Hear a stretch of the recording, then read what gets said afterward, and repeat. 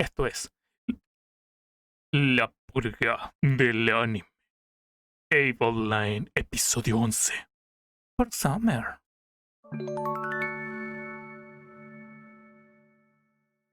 Así que trataré de traer el episodio 11 un poco antes de lo normal. Y hoy vamos a... Así que trataré de traer el episodio 11. Así que trataré de traer el episodio 11 un poco antes de lo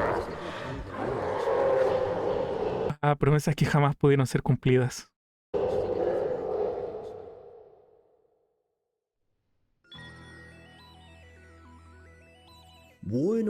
Bueno. Qué largo se hace solo un mes. Pero ya estamos aquí y vamos a hablar de la ridícula guerra del anime. Este es un acontecimiento de menor escala que sucedió a partir de marzo de 2017, es decir, justo después del Ardellita y unos meses antes de la destrucción de Circle of Two. ¿Nos ubicamos? Bien. Y es que claro, no todo en esta vida tiene que ser una guerra ultramasiva, y esta chorrada se llegó a hacer tan popular en las crónicas de la galaxia que merece su propio episodio. Los dos grandes protagonistas de este conflicto fueron Reza y Jintan, dos jugadores poderosísimos. Reza era un piloto legendario de la vieja escuela, además de ser un analista obsesivo de la geopolítica de la galaxia. Bueno, eso sirve si quieres controlar gran parte de lo que está sucediendo en el juego.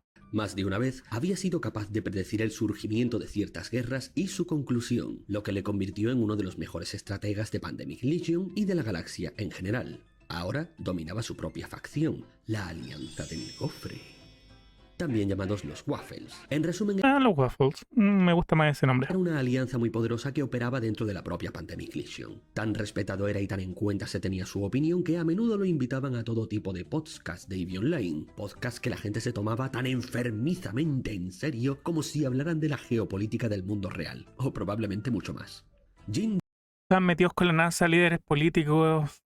Yo creo que la política en Evil Online influenciaba mucho la política del mundo real. Jintan, por su parte, era un famoso miembro del Consejo Estelar, esa pequeña élite de jugadores elegidos democráticamente y convertidos en consultores que ayudan a los propios desarrolladores a marcar el rumbo o las mejoras de la galaxia. Además, el tipo era un troll y un showman, un influencer galáctico. Era como si pusieras al Chocas en el Parlamento Europeo.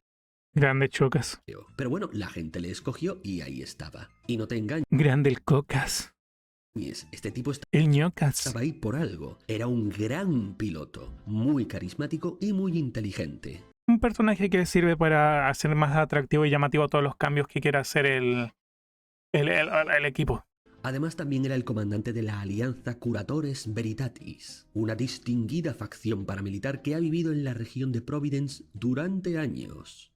Y por supuesto los dos se odiaban a muerte. Cada uno representaba una forma totalmente opuesta de entender EVE Online. Se habían encontrado más de una vez en uno de esos debates de altas esferas y eran irreconciliables. Bueno, vayamos al meollo, lo de los otakus. Los orígenes del conflicto se remontan a meses atrás, cuando en el Discord oficial de la Alianza Waffles se habían ido acumulando sin Reza percatarse una población considerable de fanáticos del anime, o webs o weabos o como se llamen. La leyenda dice que quien abrió la veda fue un piloto llamado Tumeski. Como era una época de estancamiento total, no había mucho que hacer, así que se dedicó a llenar los canales de Waffles con un sinfín de publicaciones de anime. Esto provocó el efecto llamada de otros whips encubiertos que ahora se desenmascaraban como agentes del caos otaku. En pocas semanas todos los canales El ataque de Lucky Star estaban saturados con anime. Memes de anime, links a animes, recomendaciones de anime, competiciones y debates sobre cómo se verían las naves de EVE Online si fueran chicas anime, e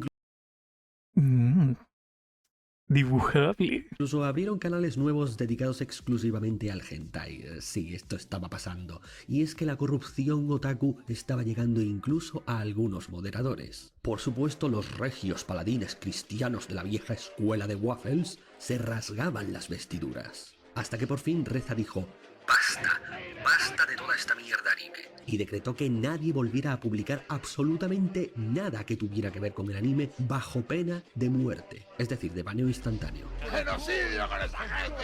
Y es que realmente había llegado a odiar. Se entiende. No los aguantaba más, estaba harto de sus tonterías. Qué buena imagen, hermano. Los bárbaros otakus quedaron aplastados por la eficaz y tan suplicada medida, y por un tiempo la amenaza del anime pareció haber sido sofocada.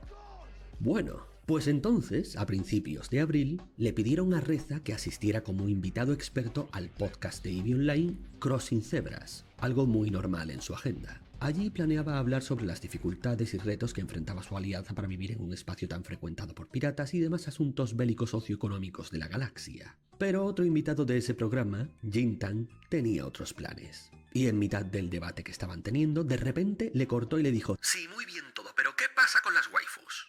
Se hizo un Ay, no.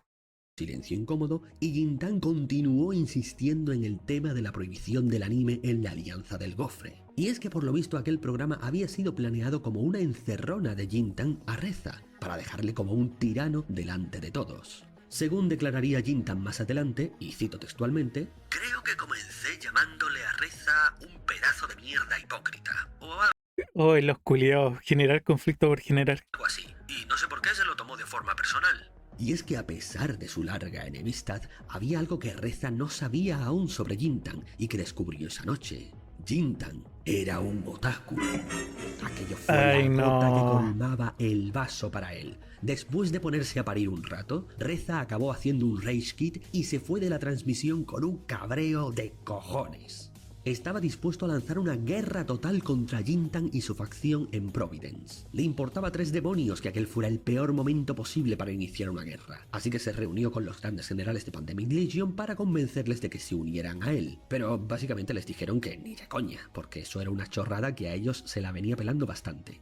Jintan, mientras tanto, se regocijaba y carcajeaba en su Palacio de la Soledad por lo bien que le había salido su humillación a Reza en un momento en el que sabía que no podría vengarse Ay, ese momento super edgy, weón, que debe estar diciendo, sí, lo papié. fácilmente. Pero como líder de la Alianza del Gofre, Reza también era un genio táctico. Al ver la división que el anime estaba causando entre sus filas, decidió convertir el conflicto en un arma.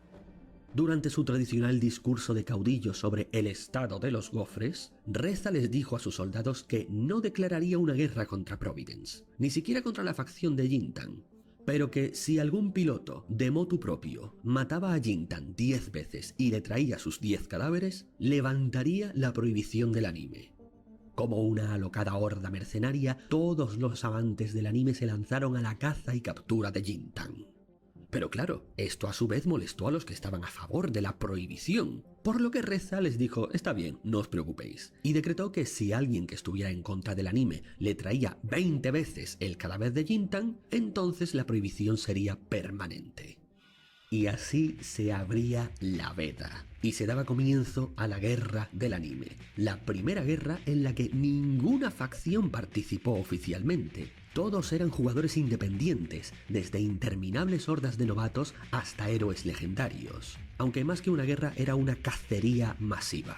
Ninguna gran facción necesitaba gastar sus recursos para esto, así que cazar a Jintan se convirtió en el entretenimiento perfecto Se para volvió un una galaxia deporte en paro. para De modo relajar que a la rápidamente el gente. asunto se extendió a cientos de pilotos que ni siquiera tenían nada que ver con Waffles. Simplemente querían que el anime reinase, o por el contrario, querían prohibirlo de una vez por todas.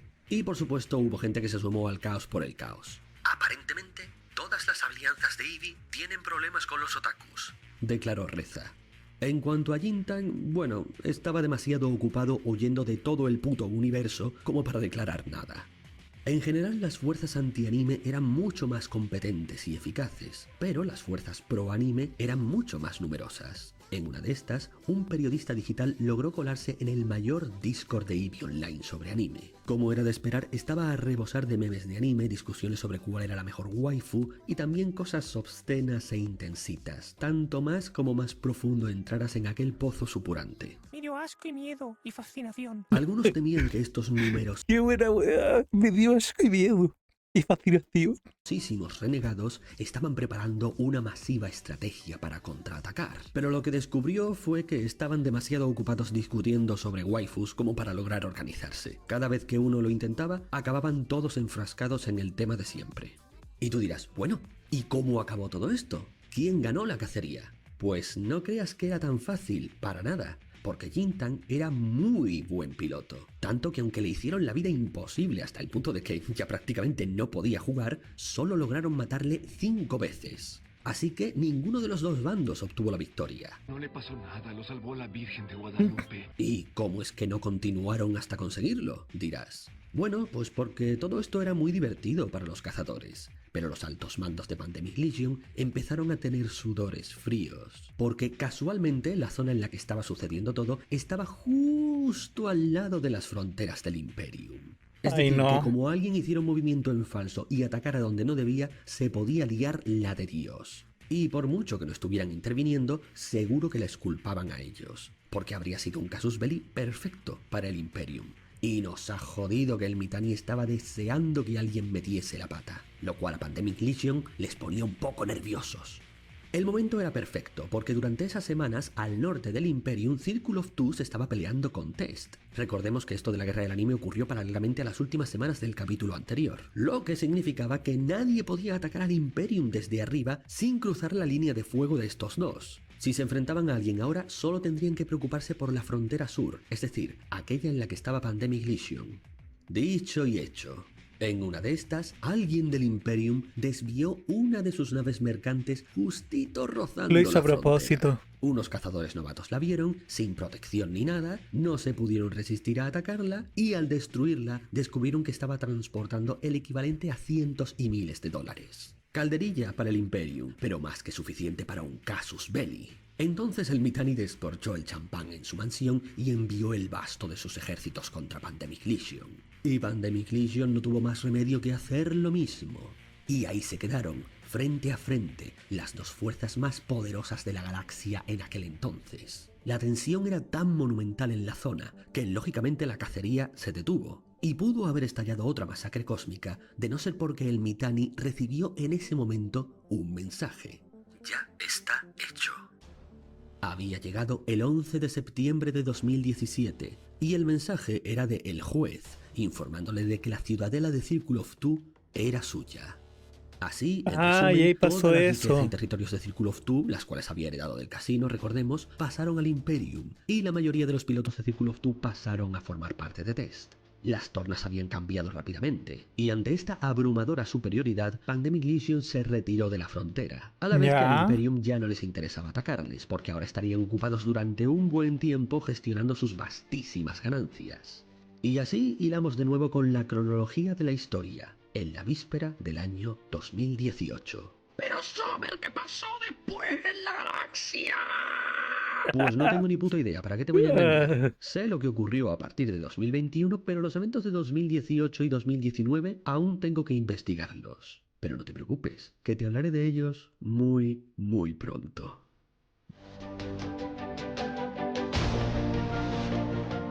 Pinche Sommer siempre se manda unos videos a su hermano, Licazo.